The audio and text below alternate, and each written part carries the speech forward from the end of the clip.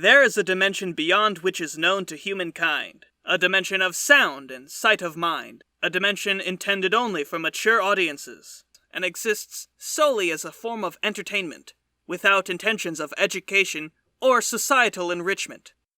It's a podcast. It's what you're listening to right now. It's a podcast. It's a podcast we call Lore Folk.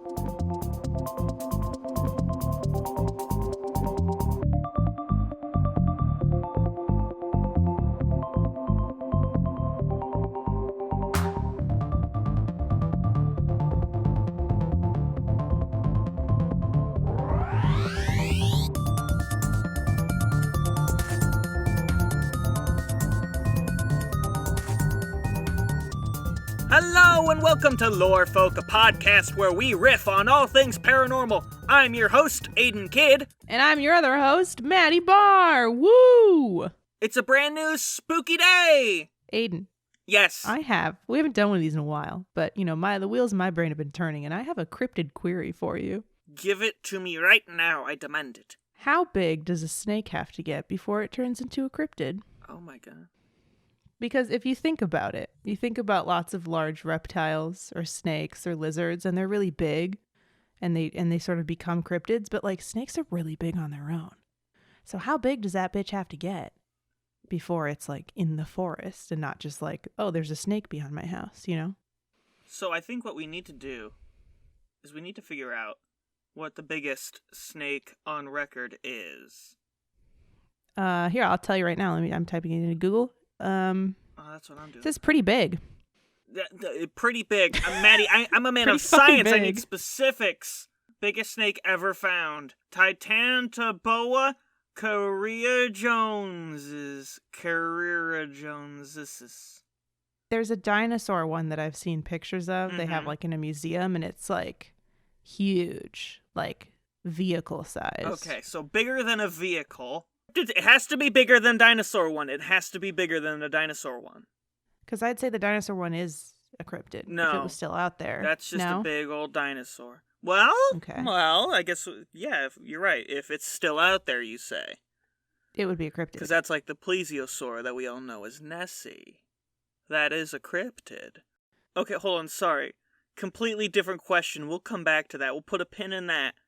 Mm-hmm. Do you think that Nessie is feeling a bit too cocky about its cryptid status? Like it's a bit too proud. It's like, I'm in the lake and I'm a cryptid now because I'm special and there's no one else like me left in the world. It does seem bold because we haven't explored bodies of water in the same way we have like the earth, right? Mm-hmm. Bigfoot's got it locked and loaded. Mothman, whatever, right? We know about all the stuff on the land. But not in the water, and Nessie's not even in the ocean. Yeah. So Nessie might be sitting around like, I'm a big Loch Ness Monster in a small pond, not realizing that like every other body of water could potentially have another cryptid in it. Right? Like Nessie doesn't know. If we shoved Nessie into the ocean, I think very quickly it would find it's not that special. Especially if it went down deep enough. But you know what we could do? What we should do is, well, there's a couple ways we could go about this idea. But firstly, what we should do is we should put Nessie in a time machine back to normal days. Its normal days at the dawn of time and whatnot, when its fellow kind walked the earth, so that it will, not only will it not be special anymore, but it also won't be able to relate to all of the other plesiosaurs. Oh my god. It's gonna be an outcast. It's a social outcast. It thinks it's hot shit in the present day, and we're sending you back to being a scrub. Fucking dork. You were the most talented kid at your high school, but now you're at a theater college. What are you gonna do, Nessie? Yeah, everybody wants to be on Broadway, Nessie. Everybody has a belt. It's fine. What's that? You did a workshop with an acclaimed stage actor? So did everybody else. They tour. They go to different schools, Nessie. We're working through something here. No, but Nessie couldn't relate, but would Nessie be a time traveler? Like, would other dinosaurs be like, oh, that's neat. You know what? You came You're from right. the future. So then what we should do is we need to cause some sort of cataclysm on Earth, reset the timeline. Like, we need to re-Pangea things. You know, we need to take the countries and push them back together. See, I have my own personal reasons for wanting to re-Pangea, but I honestly think we could just take Nessie to any other sort of landlocked body of water or whatever, and every state has their Loch Ness Monster. Yeah, Champy and whatnot. I was just gonna say Champy. If there's a fucking lake somewhere, somebody's gonna say that there's some kind of monster in it. So I think we should introduce them all. Maybe we should be in a band. Maddie, hold on. This sounds like you are less interested in taking Nessie down a peg and more interested in some fucked up revival of the country bears with aquatic dinosaurs. Yes, the country cryptids, if you will. It's a fully aquatic band that's you're only allowed to be in it if you're a local lake cryptid, like Champy or the Loch Ness Monster. There's another one I can't think of. Richard. Sure, somebody from some state I haven't been to, tell me about your lake monster. They can be on base or something. I'm not talking any lake monster. I'm talking specifically like plesiosaur style shit. Right. No, but I'm saying everybody's got one of those. Right. I didn't want any like creature from the Black Lagoon style. No, get that shit out of here. Coming in here thinking they can be part of our band. Absolutely not. I want them to have to slap the guitars and the keyboards with their big dumb plesiosaur hands. Their weird nubs that they have, you know. They should be demolishing every venue they attend. Yes. They shouldn't be able to fit through any doors. All of their guitars are too small for their flippers. It'll be incredible to watch, and it'll cost $1 billion every night. Move over, Hatsune Miku. We got this. A lot of overhead there. I know exactly what we're going to do. Smash Mouth covers. Bold to assume that they're going to get to the part where you can recognize the music that they're playing. So. Oh, well, exactly. But we'll say they're a Smash Mouth cover band to make all the cool people come. That's some genius marketing, actually. You could just tell people that they're playing. You could tell the Smash Mouth fans they're playing Smash Mouth. You could tell the theater kids that they're doing Broadway covers. You could tell, the T-Swizzle gals that they're playing Taylor Swift or whatever. And nobody's going to tell you you're wrong. They can't tell. They're smashing all the guitars. It's an avant-garde piece. It's a send-up out of respect for the original artist. Whoever you came here to like. It's universal music. It's for everybody. Alright, hold on.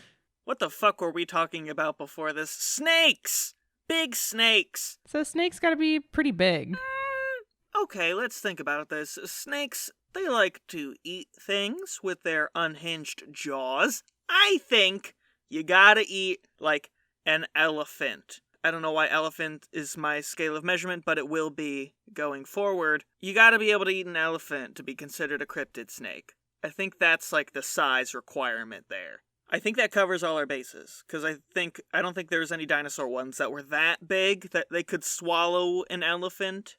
Right, all in one piece. All in one piece. Standing up! Standing up! And it makes like a funny elephant silhouette. Yeah, it has to be a funny elephant silhouette. It can't be like one sad mound. Good. I think we nailed that. Locked and loaded. Yeah.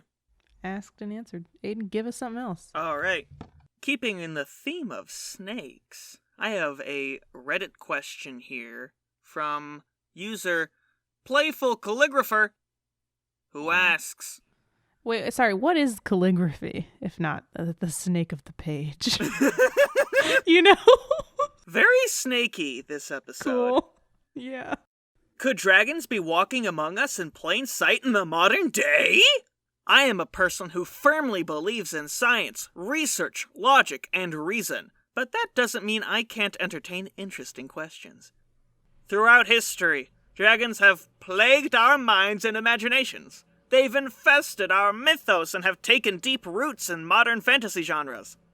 As we know today, dragons are unfortunately not real. They're explained back into the shadows of magic through honest-to-goodness science and logic. But there's a key piece of the mythos that many people forget. In some mythos, dragons are incredible shapeshifters and could become human beings. So could it be? Is it possible? We've been spending our time looking in the dirt and rocks and bones. Could it be we've been looking in the wrong place? Could they be among us? There is a large part of history that is missing, where the Fae seemed to just disappear from the world for no apparent reason. What were they hiding from? Who were they hiding from? Why? All these questions and no answers! Well, there are scientific answers, but those are no fun. I want speculation, possibilities, and stories from those brave enough to share. Those lucky few who've encountered the strange and overall oddity of our tiny blue world. Anything and everything is much appreciated. Damn. Fucking playful calligrapher getting up on the soapbox of justice and delivering an epic speech. Oh my god, that was long enough for me to get lost in thought and then come back, and I was like, oh god, we're still talking about dragons, and I thought about something else again, and I came back again. Right, a novel that was. Yeah, that was long. So, the gist of it is... could they be among us? And you know what, Maddie? I'm gonna take it a step further, and I'm gonna ask, who do you think is a dragon? Is a dragon. Okay, so like an ancient being of power. Mm-hmm. Who likes to collect things, right? Mm-hmm. In a cool dragon way. Yes. Not a lizard person way. I'm just putting that out there. Yes. Playing in the fun world here. I'm going to say Benedict Cumberbatch now because he was a dragon. That was him giving us all a hint, giving us a secret about his life. When he did the motion capture for a dragon. Yeah, that motherfucker got way too into that shit. That's how he suspicious. Was so good. That's very suspicious. Was so good. Mm-hmm. Mm-hmm. I know your secret, Benedict. I know you. Know what you're doing. You have that dragon a face to begin with. It's all lining up. I know who you are, Benedict. What about Tom Hanks? Tom Hanks? He seems too nice, but he also seems kind of wise in that way. He's nice in the way that somebody is nice to someone who is dying. But he does that to mankind. Oh my God. That's so specific. You know, like... he's nice to people in the way that you're nice to someone who's dying. He's come to terms with the heat death of the universe, clearly. I think he's seen it through his magic dragon powers, and I think he's just kind of shepherding all of us into oblivion. You're dying, but I'm not. Okay, flex. Have fun with the sun, idiot. Yeah, Tom Hanks, you're gonna fucking patronize us. You're gonna fucking live alone in the ethereal plane. I'd say die mad about it, but you can't. You've been burdened with immortality, you fool.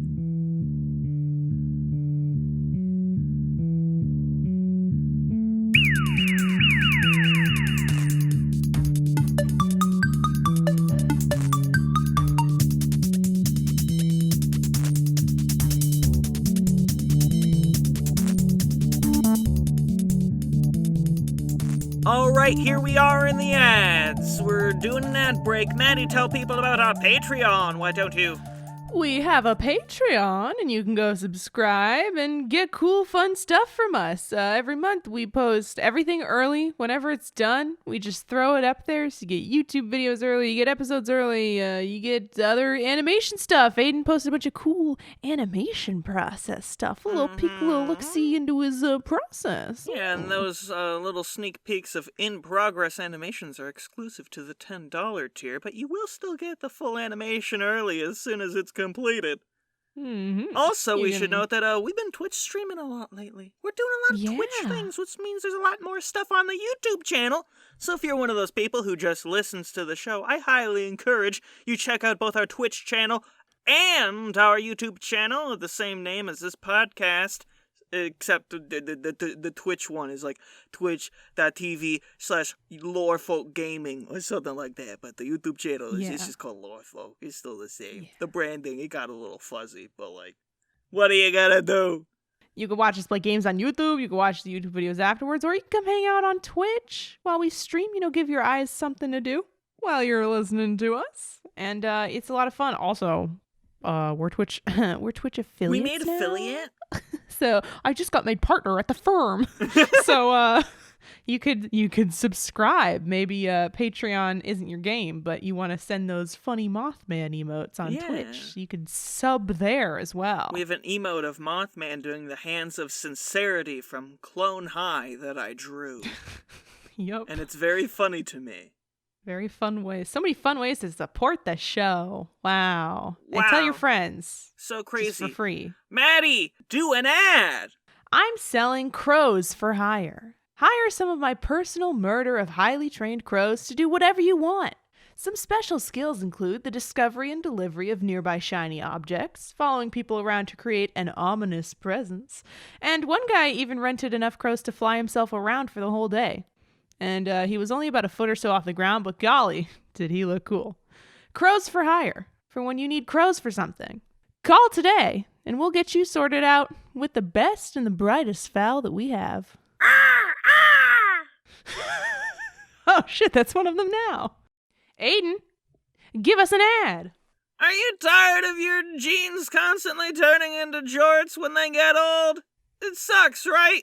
Sometimes you just want to be able to take control of reality for your own reasons. It's not insecurity, fuck you! Well, that's why I've invented new jorts that turn into jeans instead of the other way around like it normally is. We call them the Genjamin Jutton jorts. Get it? Because it's like, yeah, you know, Benjamin Button? It's like, and he aged backwards. He started as an old wrinkly baby, and he became like a regular he went from baby to baby. We don't, hold on. Aidan's breaking Stop down. The ad. Wait Stop a minute. the ad. Benjamin Button went from baby, hold on, we'll talk about that some other time. We'll talk about that another time. Aidan, the CIA wants to know your location. Here at Genjamin Juttons, we got a lot of jorts that are just waiting to grow into regular jeans. Genjamin Juttons, go get them. Benjamin Button-Ups. Ooh, yeah, That's better. That's better. That's better.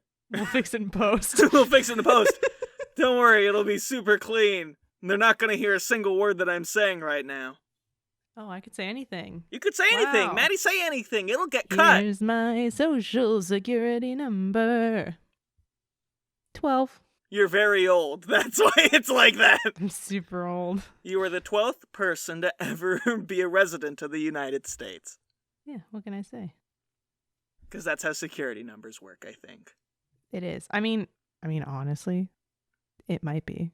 It might be. You don't know. But you know who does know? Tom Hanks, because he's been around for a while, because he's an eternal dragon. Tom Hanks' social security number is like 3.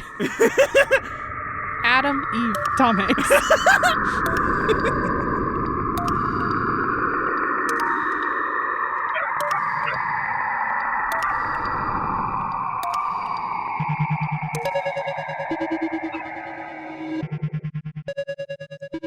Why don't they electrocute all the dead people? I don't know. Why don't they? This comes from an anonymous Yahoo Answers user who asks, if electrocuting people makes them come back to life, then why don't we just electrocute all the dead people to keep everyone alive? Need to speak to someone in history? Just electrocute them, and then you can have them and ask them what happened. If we electrocute someone regularly while they're alive, will it make them live forever if they keep doing it? I don't get why they want everyone to just die. So many people die at hospitals, and that's just because the doctors don't want them to live. Let me tell you what. I've seen hospitals, they have electricity. What's going on? This is a secret that I'll only spill here on the podcast. But yes, doctors have those fancy paddles, right? With the electricity in them. Defibrillators. Yes, and it's a part of the Hippocratic Oath, actually, that you can't use them on people who are already alive so that they'll live forever. And you can't, it's sort of, there's like a, you know, the 5-second rule with food. Doctors have that, but it's like a 5-minute rule. If you've been dead for 5 minutes, they can't bring you back. because you'd be too powerful. At that point, well, here's the thing. Here's why. It's because this is the atheists trying to keep you from knowing that God is real. Because anybody who's been dead for more than 5 minutes will have already passed the gate past St. Peter and will have met God. And they want to keep that from you. You know those little boys who keep dying and coming back or whatever? Those guys are the heroes of the world because they have, through sheer force of will or circumstance, been able to surpass the government's calculated attempts to keep us down from the Lord's graces. I'm going to say, though, people have actually been dead for 5 minutes. So I'm going to say it's 5 hours. St. Peter's got a long line. Yes. Because the problem is, you're thinking, oh, we can bring dead people back. You know, why don't we bring back somebody cool? Why don't we bring back some of the presidents or somebody? Those are 2 different categories, by the way. Yeah, I was about to say, there's not a single cool person in there. Yeah, just can't. Against the rules. In it. Hate to see it. There's too much power in the electricity. The communist atheists who control this country are keeping us from God's graces.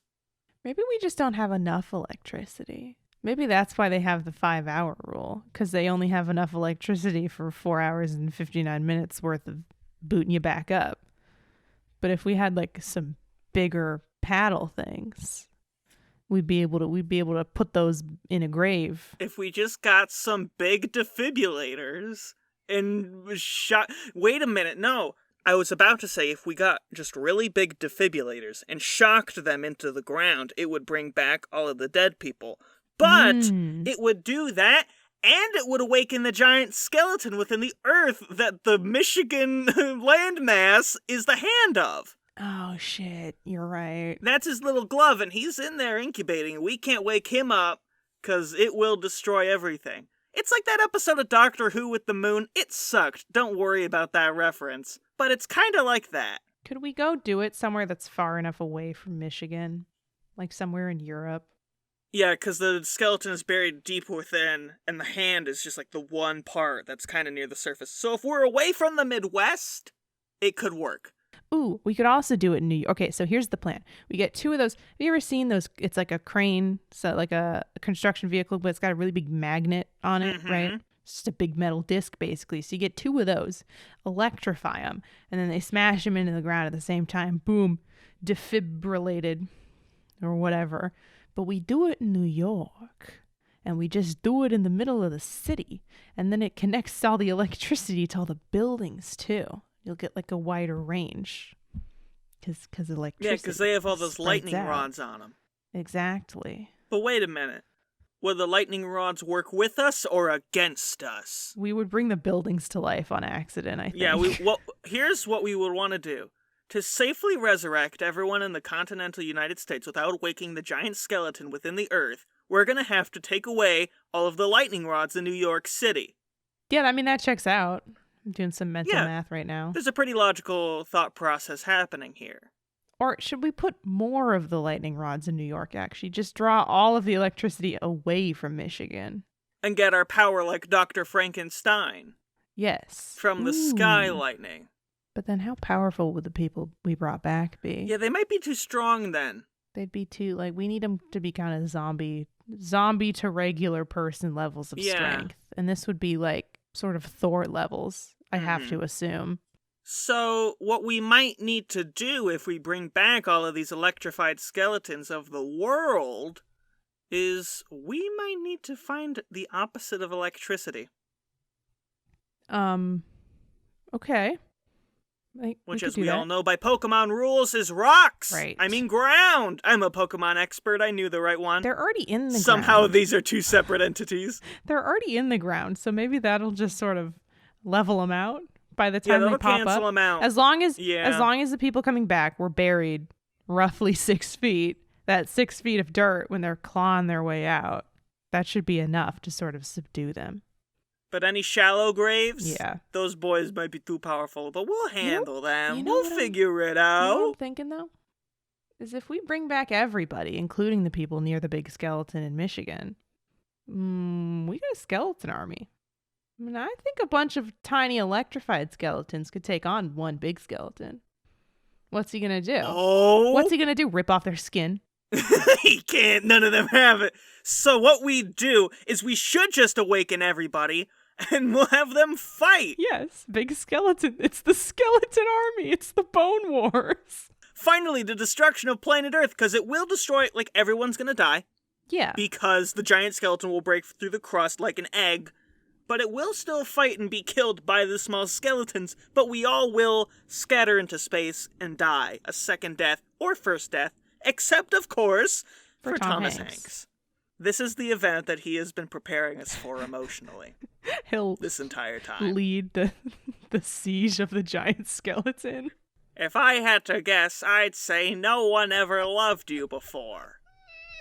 Can you imagine real life Tom Hanks saying that to a gigantic skeleton in Michigan? Of course I can. It's appeared to me in premonition dreams my entire life. Incredible. All right, that's going to do it for us today, folks. If you like what you heard, please consider leaving a like, comment if you're watching this on YouTube, or leaving a review on Apple or whatever that nonsense is. I don't even know. And if you want to submit something to the show for us to talk about, be it a Yahoo Answers or a personal question, whatever, you can send it over to lorefolksubmissions@gmail.com, and maybe we'll talk about it. Who knows? Also, make sure to check out the YouTube channel and the Twitch channel. And the Patreon. And that Patreon, hey! And tell your friends about the show. We don't mention it. Word of mouth. Tell them Maddie sent you. Maddie? Yeah. We are but babes in the woods. We really are. And I used to say that at the end of every episode, and I just forgot about it, and I phased it out. Bringing it back. We're babes in the woods. Tell your friends!